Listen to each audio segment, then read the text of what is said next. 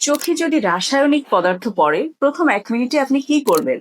চোখে acid, bleaching powder, toilet cleaner বা অন্য কোনো রাসায়নিক পদার্থ পড়েছে? প্রথম ১ মিনিটে আপনি কি করছেন সেটাই আপনার দৃষ্টিশক্তি বাঁচানোর একটা হাতিয়ার হতে পারে। চোখে রাসায়নিক পদার্থ পড়লে প্রথম কাজ হলো সঙ্গে সঙ্গে চোখ ধোয়া। কোনো ড্রপ খুঁজতে যাবেন না, আয়নার সামনে দাঁড়িয়ে সময় নষ্ট করবেন না। পরিষ্কার পানি, খাবার পানি যেটা আমরা খাই, সেই পানিটা হাতের কাছে থাকে এবং সেটা দিয়ে চোখ টানা ১৫ থেকে ২০ মিনিট ধুতে থাকুন।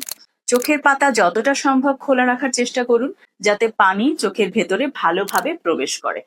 যদি কন্টাক্ট লেন্স পরে থাকেন তাহলে সেটি খুলে ফেলুন।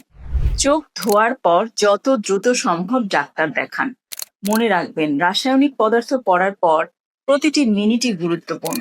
চোখে অ্যাসিড বা ক্ষার জাতীয় পদার্থ পড়লে পানি আগে, ডাক্তার পরে, কিন্তু দুটোই জরুরি।